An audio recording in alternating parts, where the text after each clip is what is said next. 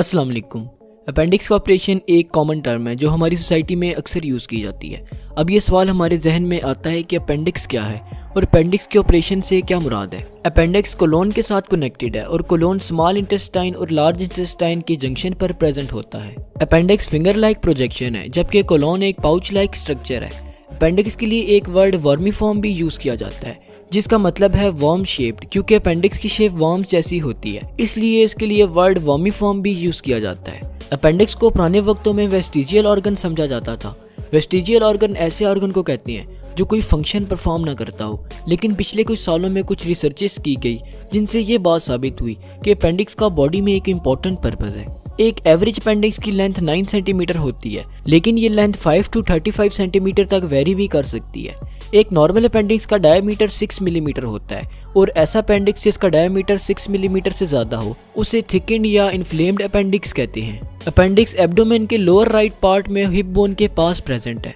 Appendix body में बहुत से इंपॉर्टेंट रोल्स प्ले करता है जिन्हें हम वन बाय वन डिस्कस करते हैं। अपेंडिक्स डाइजेस्टिव सिस्टम में प्रेजेंट फ्लोरा की पॉपुलेशन को मेंटेन करता है। फ्लोरा से मुराद डाइजेस्टिव सिस्टम में मौजूद नेचुरल बैक्टीरियाज हैं जो हमारी हेल्थ में रोल प्ले करते हैं। विलियम पार्कर, रैंडी बोलीगर और इनके कोलीग्स ने 2007 में एक रिसर्च की जिससे ये बात सामने आई कि अपेंडिक्स में यूजफुल बैक्टीरिया की एक बड़ी पॉपुलेशन मौजूद है। इसके अलावा एक और रिसर्च जो कि विंथ्रॉप यूनिवर्सिटी हॉस्पिटल में की गई उससे ये बात सामने आई कि वो लोग जिनमें से अपेंडिक्स निकाल दिया गया उनमें क्लोस्ट्रीडियम डिफिसाइल कोलाइटिस डिजीज होने के चांस 4 टाइम्स बढ़ गए। अपेंडिक्स बहुत से फायदेमंद बैक्टीरियाज के लिए सेफ हाउस है।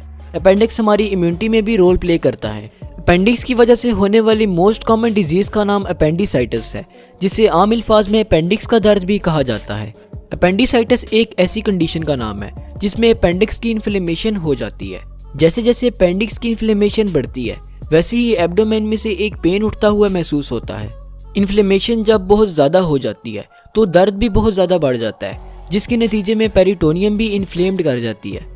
पेरिटोनियम एक मेम्ब्रेन का नाम है जो कि एब्डोमिनल कैविटी और चेस्ट कैविटी को एक दूसरे से अलग करती है। इन सब चेंजेस की वजह से फीवर हो सकता है।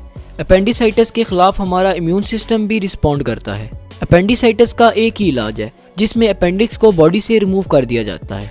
अगर अपेंडिक्स को बॉडी से रिमूव न किया जाए तो वो इन्फ्लेम करता रहता है और बहुत ज़्यादा इन्फ्लेमेशन की वजह से फिर वो फट जाता है। अपेंडिक्स के फटने की वजह से बॉडी को शॉक का सामना करना पड़ता है। इतनी खतरनाक सूरत हाल में पेशेंट की डेथ भी हो सकती है। सर्जरी के जरिए से अपेंडिक्स को बॉडी से रिमूव करने को अपेंडेक्टोमी कहते हैं। ये रिमूवल आमतौर पर एक इमरजेंसी प्रोसीजर होता है जो कि इस वक्त परफॉर्म किया जाता है जब पेशेंट की बॉडी को शदीद अपेंडिसाइटिस का सामना करना पड़े।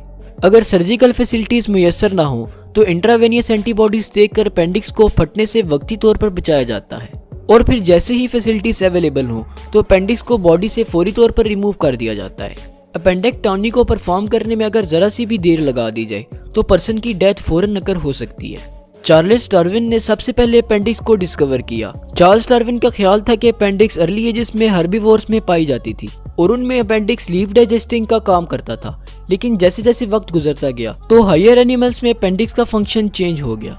तो ये था अपेंडिक्स का ब्रीफ ओवरव्यू।